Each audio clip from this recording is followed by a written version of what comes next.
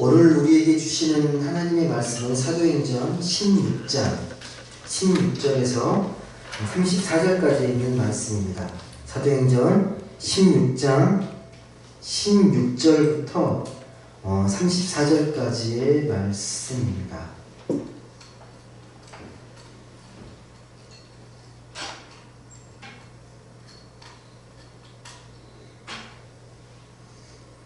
말씀을 제가 봉독해서 읽어드리도록 하겠습니다.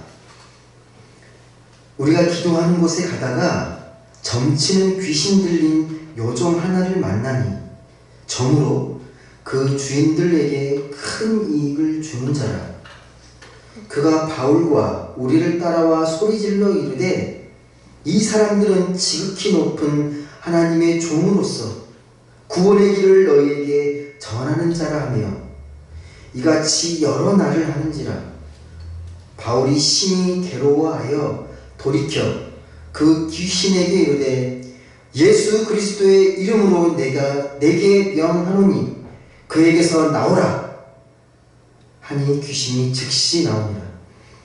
요정의 주인들은 자기 수익의 소망이 끊어진 것을 보고 바울과 실라를 붙잡아 장터로 관리들에게 끌어갔다가 상관들 앞에 데리고 가서 말하되 이 사람들이 유대인인데 우리 성을 심히 요란하게 하여 로마 사람인 우리가 받지도 못하고 행하지도 못할 풍속을 전한다 하거늘 우리가 일찍 일어나 고발하니 상관들이 옷을 찢어 벗기고 매로 치라 하여 많이 친 후에 옥에 가두고 간수에게 명하여 든든히 지키라 하니 그가 이러한 명령을 받아 그들을 깊은 옥에 가두고 그 발을 차고에 든든히 채웠더니 한밤중에 바울과 실라가 기도하고 하나님을 찬송하며 죄수들이 듣더라.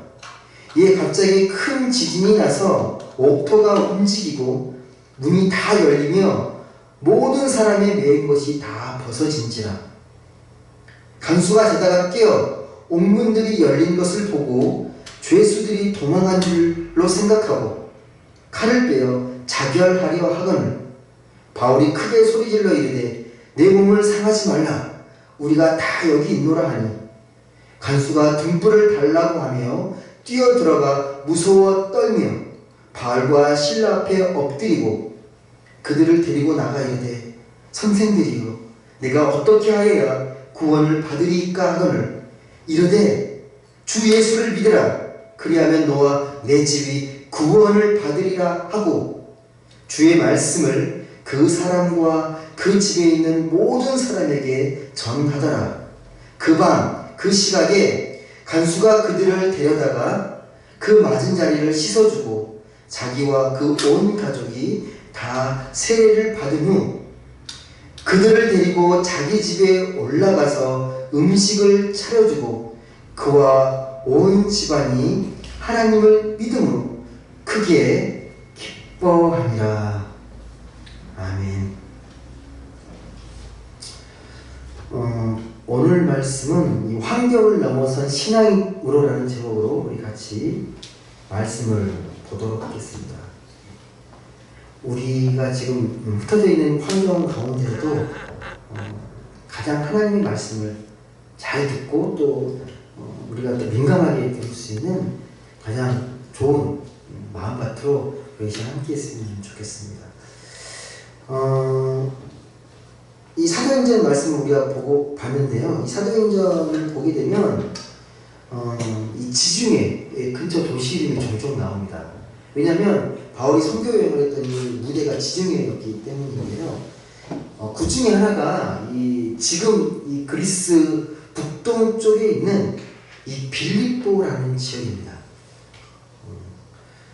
오늘 말씀이 빌립보 지역에서 벌어졌던 사건인데요. 이 빌립보라는 뜻의 이름은요, 빌립에게 속했다라는 뜻으로 쓰입니다. 빌립에게 속했다, 빌립보라는 뜻입니다.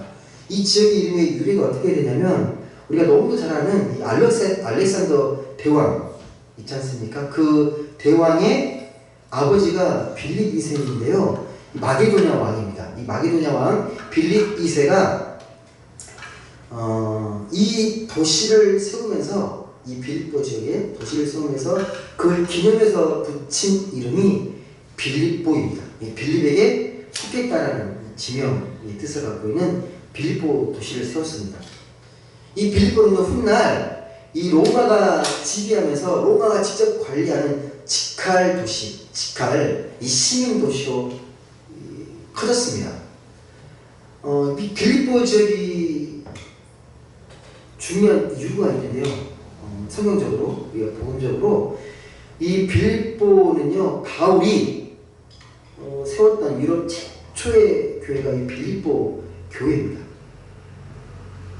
그래서 이 바울이 유럽 최초로 이 빌립보라는 교회를 세우고 이 지역을 계기로 해서 그리스 여러 곳에 이제 복음이 전파되고 교회가 설립되어서 유럽 전체에 이 기독교 복음이 전파하게 됩니다. 그런 의미에서 이 빌립보라는 지역에 의미가 있는 지역입니다. 바울이 이 빌립보 지역에서 전도회에 선교했던 이야기는 오늘 봤던 이 사도행전 16장부터 이렇게 시작이 됩니다. 거기서 이 바울이 복음을 전하고 처음 복음을 받아들인 사람이 있습니다. 이 주님을 영접했던 사람, 그 누구냐면 루디아라는 여자, 자주 이 옷감 장사, 지금으로 말하면 여성 사업가입니다. 이 루디아가 바울에게서 복음을 듣고 이 주님을 영접하고 이 그리스도인이 되었습니다. 그 뒤로 이 루디아는 바울이 신실한 동역자가 되어서 많은 돕고 협력하는 손길이 됩니다. 그래서 바울에게 권면해서 이 자기 집에서 머물면서 복음을 전하라고 말을 합니다. 훗날 이 루디아 집이 이 빌립보 가족교회가 세워지는 계기가 되었을 겁니다. 여기까지는 여러분, 이 바울이 이 빌립보에 와서 복음을 전하고 교회가 세워지고 이 유럽의 전도 여행이 순조롭게 잘 진행이 됩니다. 그런데 어느 날 이 곤란한 사건이 벌어졌는데 그 이야기 오늘 본문에 기록된 사건입니다. 순조롭게 이 전도 여행을 하다가 오늘 공교롭게 공경에 처한 이야기가 나옵니다. 바울과 바울 일행이요, 어느 날 이 길을 가다가 어떤 여인을 만나게 됩니다. 근데 그 여인의 직업이 뭐냐면 점치는 직업입니다. 쉽게 우리로 말하면 이게 점치는 보살 정도로 생각하시면 됩니다. 근데 이 주인이 따로 있어요. 주인들로 나오는데 주인이 따로 있어서 이 여자는 점만 치고 돈은 주인들이 챙깁니다. 근데 이 여자가 바울을 보게 되는데요. 이 바울을 본 뒤로 계속해서 이 바울을 따라다니면서 고함을 치고 소리를 지릅니다. 그 내용이 어디 기록됐냐면 18절에 기록되어 있습니다. 17절이네요. 17절 보시면 이렇게 기록됩니다. 그가 바울과 우리를 따라와 소리질러 이르되 이 사람들은 지극히 높은 하나님의 종으로서 구원의 길을 너희에게 전하는 자다라고 그렇게 따라다니면서 소리를 지릅니다. 영적인 존재이기 때문에 실체를 정확히 아는 거죠. 이 말만 보면 별 문제가 없잖아요. 바울이 어떠한 존재인지를 명확히 드러내고 있습니다. 하지만 이 좋은 말도 한두 번이지 계속 따라다니는 소리지르기 하게 되면요, 몹시 고통스럽습니다. 바울이 매우 신경이 거슬렸던 것 같아요. 그래서 18절에 보게 되면 이렇게 표현합니다. 심히 괴로웠다라고 표현합니다. 계속 따라다니면서 소리 지르면서 이렇게 말하니까 매우 괴로웠다고. 그러면서 이 여인에게 돌이켜서 이렇게 명합니다. 예수 그리스도의 이름으로 내가 내게 명하노니 그에게서 나와라. 예, 귀신이 나가라는 그 여인으로부터 나가라. 예수 이름으로 명하노니 너는 그 여인의 몸에서 나와라. 즉시 귀신이 나오고 이 여인이 온전해졌습니다. 여러분, 이렇게 귀신을 쫓아내는 바울의 모습을 상상해 보면요, 그 영적 카리스마가 대단했던 걸 우리가 느껴볼 수 있습니다. 여러분, 근데 이 지금 점치던 여인이 정신이 온전해졌는데 주인의 입장에서는 오히려 이게 당혹스러운 일이잖아요. 예. 점치던 여인이 정상이 되었습니다. 이게 무슨 말이냐면 이제 이 점치는 여인으로 더 이상 돈을 못 벌게 되었다라는 겁니다. 그 여자의 주인이 그래서 너무 화가 나고 분노해서요. 로마 관가에 이 바울과 바울 일행을 고발합니다. 제목이 뭔지 아세요? 그 제목이 오늘 말씀 보시면 21절에 기록되어 있습니다. 20절 보면 그들 유대인인데 우리 성을 심히 요란하게 하고 로마 사람인 우리가 받지도 못하고 행하지도 못할 풍속을 전한다. 이게 제목입니다. 그 제목으로 지금 바울을 고발을 하고 있습니다. 근데 이게 인정이 돼요. 이게 인정이 됩니다. 그래서 이 바울과 실라가 이 감옥에 갇힙니다. 여러분, 근데 이 감옥이요, 지하 감옥이에요. 지하 감옥. 그리고 발에는 쇠사슬로 차고가 채워지고요. 지금 감옥으로 생각하시면 안 됩니다. 지금의 감옥이나 교도소로 착각하시면 안 되고요. 그 당시의 감옥은 되게 음습하고요. 되게 불결하고 되게 좀 깜깜하고 아무튼 절망적인 곳의 상징이 이 지하 감옥입니다. 여러분, 이 바울의 입장에서 보면 한순간에 순조로웠던 상황이 절망적인 환경으로 변해버렸습니다. 바울과 실라의 마음이 어떻겠습니까? 바울과 실라의 마음이 매우 복잡했을 거고 아마 속으로 이렇게 생각했을 수도 있습니다. 이 감옥에 갇히면서 괜히 귀신 들린 여자를 고쳐가지고 그냥 좀 참을걸. 아니면 내가 그래도 로마 시민권자인데 로마 시민권자인 나를 함부로 할 수 없다라고 그렇게 항의할걸. 아니면 자기 빌립보 교인이었던 이 유명한 여성 사업가인 루디아에게 도움을 청해서 꺼내달라고 할걸. 여러 가지 생각을 했을 수 있습니다. 그렇게 감옥에 갇혀있던 바울과 실라는요, 한밤중까지 잠들지 못합니다. 잠들지 못한 채로요, 하나님께 간절히 기도하고 하나님을 찬양합니다. 이 하나님을 찬양하는 또 기도하는 소리를요, 그 감옥에 있던 이 다른 죄수들도 함께 듣습니다. 그런데 놀라운 일이 벌어집니다. 갑자기 큰 지진이 나고 또 감옥이 흔들리면서 엉문이 턱 열립니다. 그리고 사람들의 발에 그 차고가 다 풀려납니다. 놀라운 일 아닙니까? 찬양하고 기도하는 중에 지진이 나고 문이 열리고 감옥의 문이 열리고 발에 채워졌더니 차고가 풀렸습니다. 이제 천천히 걸어서 감옥을 나오기만 하면 됩니다. 그러자 간수들이 잠에서 갑자기 깨어서 이 놀라운 상황 가운데 좌절하고 자살을 하려고 합니다. 그러자 바울이 크게 소리 지르면서 그 간수를 말리면서 도망가지 않았다고, 걱정하지 말라고 하면서 자살을 만류시킵니다. 여러분, 간수들의 그 마음이 어땠을까요?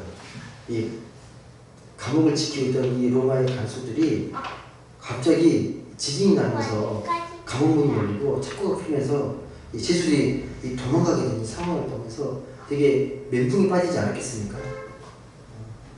그런데 이 바울과 실라가 도망가지 않고 이 간수 옆에 가서 자살을 만류하고 그렇게 거기로 위로하고 있는 모습을 보게 됩니다. 아마 이 간수는요, 그 모습을 보면서 바울과 실라가 범상치 않은 인물이라는 걸 알게 됐을 거고, 뭔가 강력한 어떤 영적인 이 내공을 느꼈을 겁니다. 그러면서 이 간수가 놀라면서 이 바울에게 이렇게 말합니다. 선생님이요, 어떻게 해야 구원을 받겠습니까? 여러분, 이 질문은요, 그냥 나온 질문이 아닙니다. 우리가 복음을 전하는 것도요, 우리가 전하는 게 아니라 하나님께서 그 섭리 가운데서 그냥 우리를 도구로 쓰시는 겁니다. 그 로마 간수에게 이 복음을 향한 질문이 생기고 또 복음을 이렇게 전할 수 있는 이 모든 것들은요, 하나님께서 역사하시는 행위입니다. 이 복음을 받아들이고 복음을 전하는 건 하나님의 힘이고 성령의 역사입니다. 여튼 그가 지키던 이 간수가 지키던 감옥문이 열렸는데 죄수들이 도망가지 않는다는 건 이 로마 간수의 입장에서는요 상식적으로 있을 수 없는 일이었습니다. 이 바울은 이 간수의 물음에 이렇게 대답합니다. 31절입니다. 주 예수를 믿으라. 그리하면 너와 내 집이 구원을 받으리라. 예. 그리고 이 로마의 간수들은요 바울과 시라를 자기 집으로 데려갑니다. 그리고 매를 심하게 맞았던 그 상처 부위를 다 약을 발라서 치료해주고 그리고 그 집의 모든 가족이 세례받게 합니다. 그래서 가족 모두를 그리스도인이 되게 합니다. 그러니까 루디아처럼 이방인으로 빌보의 교인이 된 것입니다. 참 흐뭇하고 만족스러운 이야기입니다. 성령의 놀라운 역사를 우리가 보고 있습니다. 그렇게 감옥을 나왔던 바울과 실라는요, 다시 루디아의 집에 가서 이 교우들을 위로하고 이제 또 다른 지역으로 복음을 전하기 위해서 이 빌립보를 떠납니다. 여러분, 이 바울과 실라가 감옥에서 기도하고 찬송을 부르는 중에 지진이 나고 감옥문이 열리고 모든 죄인들의 그 창고가 벗겨졌습니다. 여러분, 이건 정말 놀라운 기적입니다. 하지만 우리는 이런 기적과 이적에 마음을 빼앗겨서는 안 됩니다. 와, 하나님 놀라운 기적이구나. 거기에 마음을 뺏겨서는 안 됩니다. 하나님께서 왜 이런 기적을 베푸시고 계시는지, 그 하나님의 마음이 무엇인지, 여기에 담긴 메시지가 무엇인지를 우리가 깨달아야 합니다. 오히려 진정한 기적은 바울의 모습입니다. 이 절망적이고 정말 희망이 없는 상황에서도 흔들림 없는 바울, 평화를 유지하면서 찬송과 기도를 하고 있는 바울의 모습이 더 기적이지 않습니까?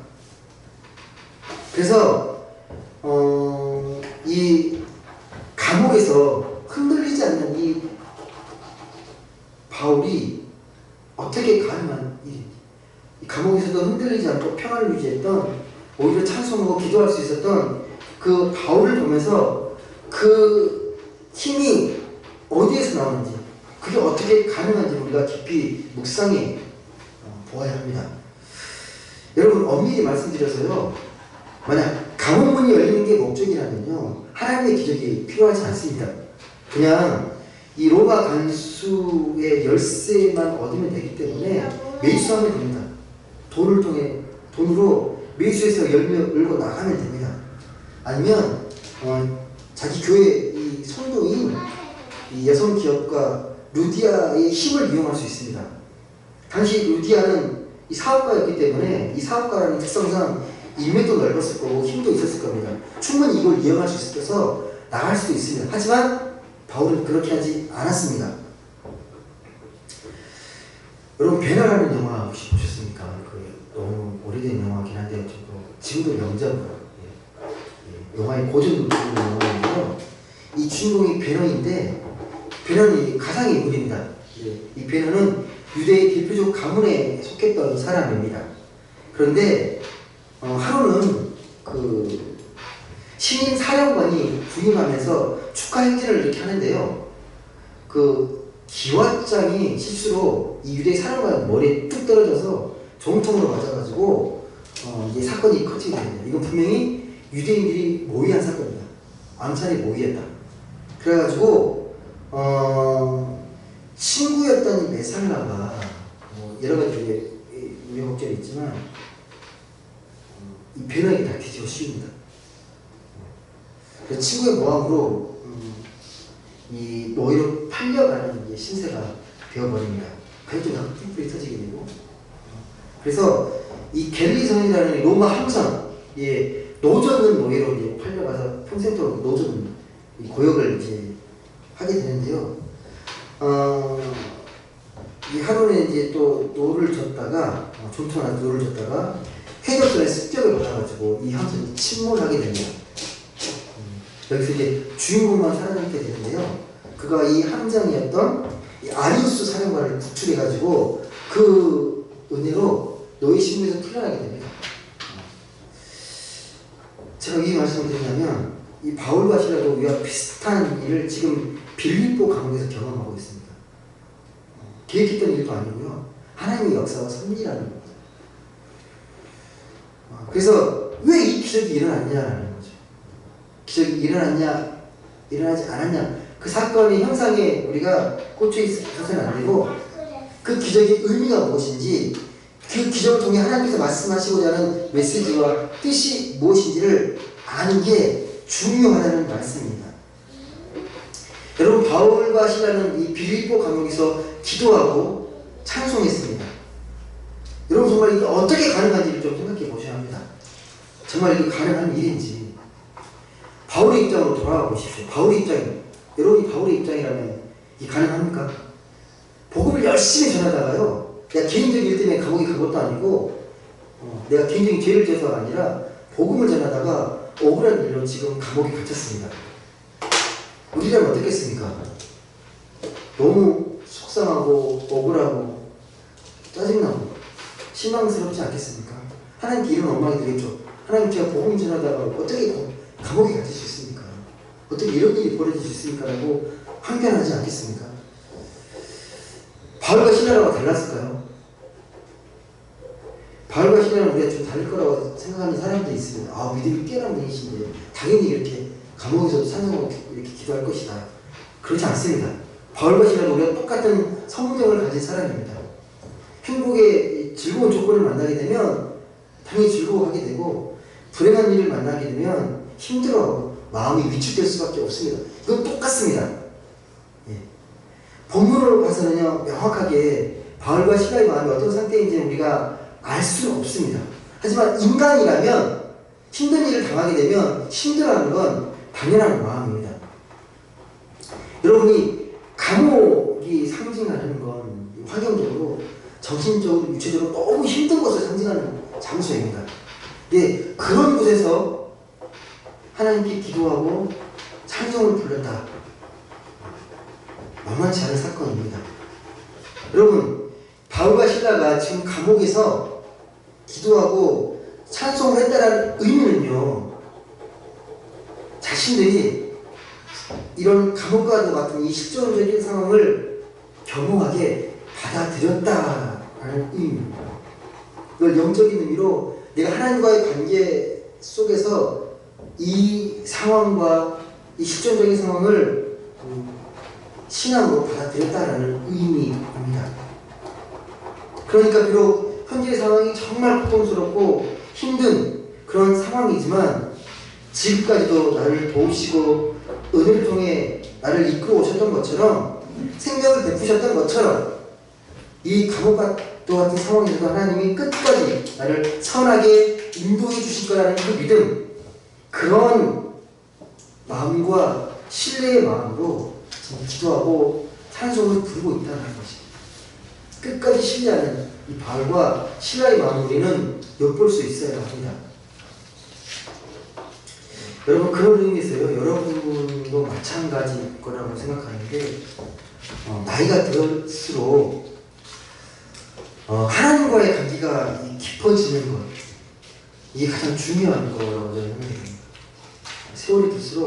세월이 흐를수록 내가 정말 하나님과의 관계가 더 깊어지고 있는가, 하나님과의 관계가 더 친밀해지고 있는가, 이게 더 중요하다는 게 더 강하게 느껴집니다. 여러분, 제가 예를 하나 드려드리는데요, 되게 똑똑하고 되게 영리하고 견도 유명한 학자가 있었습니다. 그는 정말 공부에 재능이 있어서 열심히 공부하고, 그래서 박사학위를 받고 교수가 되었습니다. 그리고 정말 학문적인 업적도 많이 쌓고, 그래서 나중에 이 대학 총장의 자리까지 오르게 되었습니다. 이 총장이 되고 나서 학교를 더 발전시키고 더 좋은 학교를 만들겠다는 욕심이 생겼습니다. 그 생각 자체는 좋은데 어느 순간 이제 그런 생각이 드는 겁니다. 아, 내가 좀 더 유명해지고 어떤 총장보다 더 성공한 총장이 돼야겠다라고 생각을 그렇게 됐습니다. 그 순간부터 이 교수는 마음에 평안이 없습니다. 늘 노심초사합니다. 예. 그래서 늘 열심히 뛰어다니면서 학교 후원금도 모으고 또 업적을 쌓는데 모든 시간과 정열을 쏟습니다. 그렇게 열심히 하면서 주변에서 그를 성공한 총장이라고 성공한 교수라고 그렇게 인정을 해줍니다. 하지만 그의 영혼에는 늘 공허하고 평화가 없습니다. 늘 분주하고 늘 풀리지 않은 그런 일들과 또 풀어야 될 학교적인 현안으로 늘 마음에 여유가 없고 마음에 힘이 없습니다. 이 똑같은 이 환경이 이 똑같은 공간인데 이 캠퍼스 안에 한 경비원 아저씨가 계셨습니다. 이 경비원 아저씨는 자기가 이 경비하는 것에 너무 행복해하고 만족해하는 분이십니다. 그래서 오고 가는 교수나 직원들, 학생들 볼 때마다 정말 자기 가족처럼 밝게 웃으면서 친절히 대하고 정말 자기 가족처럼 따스하게 맞이합니다. 그리고 학교 주변을 돌아다니면서 자기 집처럼 가꾸고 또 살피고 휴지가 떨어지면 휴지를 줍고 그렇게 즐겁게 살아갔습니다. 한마디로 이 경비 아저씨는 존재의 기쁨, 이 진짜 삶의 평화를 경험하면서 살고 있는 것입니다. 여러분, 제가 좀 극단적인 예로 들긴 했지만 이 총량과 이 경비 아저씨 누가 더 잘 사는 걸까요? 누가 행복한 삶일까요? 제가 이 질문을 드리는 건 진짜 우리가 살아가는 삶에서 무엇이 중요한지를 제가 질문을 드린 겁니다. 진짜 중요한 게 무엇인지 우리가 살아가는 삶에 있어서 종종 그런 분들을 보게 돼요. 내 삶과 이 하나님과의 관계가 멀리 느껴진다고. 그렇게 느끼는 이유는 두 가지 이유입니다. 영적으로 진단해 보면 첫 번째는 우리의 삶이 너무 바쁘고 분주하고 정신없이 살기 때문에 하나님의 생각에 기록이 없다는 것 하나고요. 또 한 가지는 이 하나님과의 관계가 손에 잘 잡히지 않는다는 것. 이 두 가지는 서로 연결되어 있습니다. 여러분, 내가 살아가면서 당장 시급한 일들, 당장 발등에 떨어진 불에 급급하게 되면요, 이 하나님의 손에 잡히지 않습니다. 또 내가 하나님을 평소에 잘 느끼지 못하게 되면요, 우리의 일상이 늘 발등에 불처럼 매겨지고 그렇게 삶을 살아가게 됩니다. 이건 악순환입니다. 늘 급한 일만 하고 당장 불떨어진 일을 하면서 하나님을 잘 생각하지 못하고 또 평소에 하나님을 잘 느끼지 못하니까 늘 일상을 발등에 불처럼 느끼고 경험한다는 겁니다. 그래서 똑같은 신앙생활을 해도 열심히 신앙생활을 하는 것 같은데도 왠지 마음이 불안하고 평안이 없고 영적인 안식이 없습니다. 아등바등 사는 것 같은데 늘 불안하고 허무합니다. 여러분, 이건요 하나님의 관계의 문제입니다.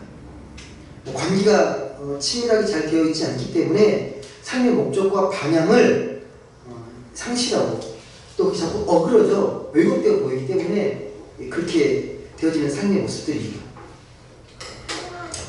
여러분, 제가 개인적으로 커피를 좋아해서 평소에 커피를 많이 생각해 봅니다. 한번 커피의 매력에 빠진 분, 커피에 빠진 사람은 커피 없이 살지 못합니다. 왜냐하면 이 커피의 깊은 맛 제대로 본 사람들은 그렇습니다. 무슨 말이냐면 커피 매니아가 되는 건데요, 우리 예수 믿는 사람들도 마찬가지입니다. 예수 매니아로 살아가야 합니다. 정말 예수님의 진짜 매력을 맛본 사람은요, 참 맛을 본 사람들은 정말 나는 하루도 예수 없이 살 수 없다고 그렇게 고백하게 됩니다. 이런 체험이, 이런 경험이 바탕이 되어야 바울과 실라처럼 이 감옥 가도 같은 절망적 상황에서 우리는 흔들림 없이 기도하고 하나님을 찬양할 수 있지 않겠습니까? 오늘 말씀을 다시 보게 되면요, 자살하려던 간수를 바울이 말리는 부분이 나옵니다. 그래서 간수가 선생님 하고 부르면서 어떻게 구원받습니까? 라고 묻습니다. 근데 이 대답이 무엇이냐면 예수 믿으면 구원받는다는 대답이었습니다. 근데 여러분 이 대답이 여러분에게 당연하게 들릴지 모르겠지만 이 예수 믿으면 구원받는다는 말에는 우리 신앙의 모든 것이 담겨 있습니다. 이 예수 믿어 구원받는다는 말은 엄청난 메시지입니다. 지금 이 바울의 말을 듣는 이 로마의 간수를 잘 생각해 보십시오. 이 로마 간수는요, 신분이 로마 공무원입니다. 지금 복음을 전하는 것과 또 다른 의미가 있습니다. 당시에 로마는요, 온 세상을 지배했던 대제국이고 강대국입니다. 모든 길을 로마로 통한다라고 하정도로 로마가 모든 걸 지배하던 시대입니다. 그러니까 구원과 삶의 바탕이 로마였습니다. 그리고 그들은 로마를 신으로 섬겼습니다. 로마 황제를 신으로 섬겼던 그러한 시대입니다. 로마 정치, 군사, 문화, 예술, 법, 건축 이게 온 세상을 지배하던 시대입니다. 그 당시에는요, 지금 우리나라 젊은이들이 공무원이 되는 게 최고라고 생각하고 최고의 구원이라고 여기는 것처럼 당시 로마의 젊은이들도요, 로마 관리가 되는 것, 로마 공무원이 최고라고 생각을 했습니다. 왜냐하면 그게 가장 삶의 안정이 보장되기 때문입니다. 여러분 이게 현실입니다. 이렇게 로마가 최고라고 생각했던 시대에 예수 믿어 구원받는다 이 말, 만약에 지금 이 상황이 아니면, 이 감옥의 상황이 아니면 정말 뻘소리라고, 한가한 소리라고, 쓸데없는 소리라고 그렇게 말을 했을 겁니다. 제가 여러분께 한번 질문드리겠습니다. 여러분 이 예수 믿고 구원받는다는 게 진짜 무슨 의미인가요? 예수 믿고 구원받는다. 진짜 무슨 의미입니까? 죽어서 천국 가는 거가 예수 믿고 구원받는 의미일까요? 여러분에게? 아니면 제가 예수 믿었기 때문에 주님 주신 축복의 능력으로 더 행복하게 살아가는 거? 죄송합니다. 아니면 마음의 근심과 불안을 떨치기 위한 내 마음을 위로하기 위해서 예수 믿고 구원받았다 생각하십니까? 여러분, 이런 것들은요, 당시에도 똑같이 다른 종교나 로마에서도 했던 이야기입니다. 우리 기독교 신앙은 전혀 다른 차원입니다. 기독교인이 된다는 것은, 예수 믿어 구원받았다는 것은요, 세상을 전혀 새로운 관점으로 바라보는 그러한 신앙입니다. 그 새로운 관점이 무엇이냐면, 예수님을 믿고 구원받는다. 예수님을 통해서, 예수님의 그 삶과 말씀을 따라서 이 하나님 나라를 바라보는 것입니다. 예수님을 통해서 하나님 나라의 삶을 누리고 꿈꾸는 것입니다. 그래서 바울은 로마 간수에게요, 어떻게 해야 제가 구원받습니까? 라고 물었을 때 뭐 착한 사람 되라고 한 게 아니라 주 예수를 믿으라, 그렇게 말을 해줍니다. 예수를 통해서 하나님 나라를 바라보라는 것입니다. 혹시 구원이라는 말이 피부에 와닿지 않게 되면요, 구원을 행복이라는 말로 바꿔도 됩니다. 구원, 왜 그러냐면, 구원받았으면 당연히 우리가 행복을 느껴야 되잖아요. 구원받았기 때문에. 행복하지도 않는데 내가 구원받았다고 말하기 어렵지 않겠습니까? 근데 물론 우리가 예수 믿고 구원받은 게 확실한데도 행복하지 못하다고 느낄 때가 있습니다. 행복하지 못하다고 느낄 때. 그때가 언제인지 아십니까? 내가 삶을 살아가다가 뜻밖의 장애물을 만나서 당혹스러운 일을 경험하게 될 때, 또 불의의 사고로 어려움을 겪게 될 때, 또 건강이 나빠져서 고통을 느꼈을 때, 또 물질적인 여유가 없어서 힘겨울 때, 풀리지 않은 관계 문제로 힘겨워할 때, 또 부모나 내 소중한 이 가족이나 사람들을 잃었을 때, 그때 내가 행복하지 못하다고 여길 수 있다는 겁니다. 여러분, 더 근본적인 부분이 있습니다. 이것은 우리뿐만 아니라 심리학에서나 정신 분석학에서도 이야기하는 건데요. 우리 마음 깊은 곳에서는요, 인정이라는 욕구가 있습니다. 인정받고 싶은 욕구. 그래서 남에게 인정받지 못하면 매우 불행하다고 느낍니다. 여러분, 사람들이 사랑받으려고 애쓰는 이유가 뭡니까? 사랑이 뭐죠? 사랑은 어떤 의미에서 절대적인 지지나 인정을 받는 겁니다. 이게 사랑이지 않습니까? 누가 뭐라 그래도 나를 절대적으로 지지해주고 이해해주고 인정받는 것, 이게 사랑입니다. 그래서 만약에 인정받지 않아도요, 충분히 우리가 만족할 수 있게 되면 그게 행복입니다. 문제는 뭐냐면 그게 마음 먹은 대로 되지 않는다는 것, 거기에 있습니다. 왜냐하면 우리는 이 세상을 살아가면서 많은 관계를 맺고 살아갑니다. 그 많은 관계를 다 우리가 만족시켜줄 수 없습니다. 여러 가지 이해관계에 따라 복잡하게 얽혀있는 이 모든 관계를 우리가 다 완벽하게, 흡족하게 만족시킬 수 없습니다. 전지전능하게 모든 문제에 대해서 완벽하게 잘 해결할 수 없습니다. 그런 의미에서 우리가 인정받으려면 어떤 게 필요할까요? 우리가 정말 제대로 인정받으려면 어떻게 우리가 살아갈 수 있는 걸까요? 가장 뛰어난 존재, 최고의 존재에게 인정받는 게 가장 지혜로운 방법입니다. 그 최고의 존재, 가장 뛰어나고 우리가 신뢰할 만한 존재가 누굴까요? 그게 바로 여러분 하나님입니다. 하나님. 그러면 굳이 그 외의 대상에 의해서 인정받으려고 애쓸 필요가 없습니다. 최고의 존재, 최고 신뢰할 만한 존재에게 인정받으면 되기 때문입니다. 여러분, 유대인들은 하나님께 인정받으려고 율법을 만들었고, 로마인들은 국가로부터 인정하는 게 최고라고 생각을 했었습니다. 여러분들, 그런 관점에서 보게 되면 절대 행복할 수 없습니다. 왜냐하면 이러한 행복들은 업적의 성취나 공로를 전제하기 때문에 그렇습니다. 여러분, 이게 딜레마입니다. 삶의 업적이나 성취를 우리가 무시할 수 없지만 절대 그것만으로 우리가 행복할 수 없다는 겁니다. 그것만 보게 되면 오히려 우리는 불행하게 됩니다. 하지만 하나님 복음의 핵심은요, 이런 우리의 업적과 공로와 상관없다는 겁니다. 이게 우리에게 굿뉴스입니다. 하나님은 오직 우리의 믿음을 보시고 우리를 의롭다고 인정해 주십니다. 이게 정말 하나님의 놀라운 사랑의 선포이고 아름다운 은총입니다.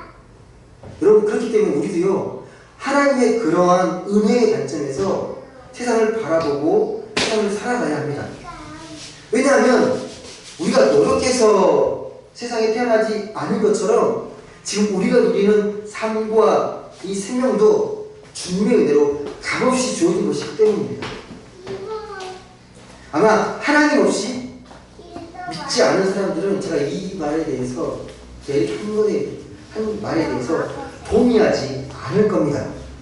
왜냐하면 내가 열심히 노력해서 이만큼 왔는데 그런 성취감에 행복을 느끼기 때문에 내 인생이 값없이 은혜로 주어졌다, 그렇게 말하는 것에 대해서 별로 동의하지 않을 것입니다. 세상의 상식과 논리도 그렇습니다. 하지만 우리가 이런 주장에 동조하게 되고 따라가게 되면 우리는 결코 영원의 만족, 영원의 행복을 누릴 수 없게 됩니다. 그러니까 예수를 믿어도 이 나보다 더 행복하다는 경험을 별로 느끼지 못하고 빈약하게 느끼게 됩니다. 교회 다니나 안 다니나 행복지수가 별로 달라지지 않는다는 겁니다. 여러분, 그래서 다른 사람과 비교해서 내가 이만큼 이렇기 때문에 행복하다라고 말하게 되면요, 결코 행복해질 수 없습니다. 우리 인생은 하나님이 각자에게 주신 고유한 삶의 목적, 길이 있습니다. 그 길을 충실히 따라가고 순종하는 삶이 내 삶의 진정한 기쁨과 행복을 줄 수 있다는 것 꼭 기억하셨으면 좋겠습니다. 말씀을 맺겠습니다. 사랑하는 성도 여러분, 내 어떤 지위나 내 연봉이었다고 그 자체가 행복일 수 없습니다.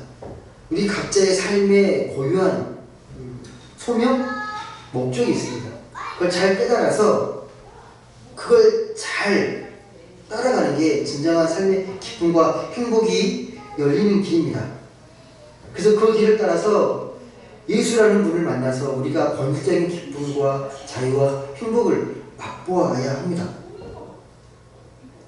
아직 그 경험이 약해도 우리의 영적인 방향성은 분명 이런 방향성으로 우리가 나아가야 합니다. 여러분 다시 한번 이 바울과 실라가요, 이 감옥이라는 절대 절망의 상황에서도 하나님께 기도하고 찬송할 수 있었던 이유를 깊이 생각해 보시기 바랍니다. 어떻게 이게 가능했는지, 그리고 그 급박한 상황에서 도망가지 않고 오히려 로마 간수를 발견하고 그게 대담하게 예수 믿으면 구원한다는 복음을 전할 수 있게 되었는지 한번 잘 생각해 보십시오. 만약 여러분이 똑같은 상황을 맞이하게 된다면 이 바울과 시라처럼 자신 있게 말할 수 있는지, 그렇게 행동할 수 있을지 한번 깊이 생각해 보십시오. 부디 우리 모두는요, 이 삶의 은혜가 하나님께로부터 시작된 것임을 깊이 깨닫고 그분을 전적으로 신뢰하며 하나님과의 관계의 깊이를 더하는 분들이 되셨으면 좋겠습니다. 그래서 이 바울이 겪었던 이 감옥과도 같은 최악의 절망적인 환경에서도 하나님이 깊이 온전히 신뢰하고, 그래서 흔들림 없는 평안함으로 하나님의 은혜를 구하고 거기서 삶의 참 기쁨과 행복을 온전히 누리며 살아가는 그런 모든 분들 되시길 주님의 이름으로 간절히 소망합니다. 기도하겠습니다.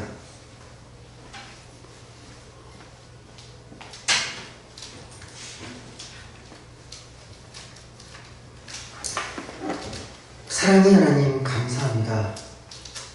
오늘도 이렇게 주님 앞에 예배하고 또 기도합니다.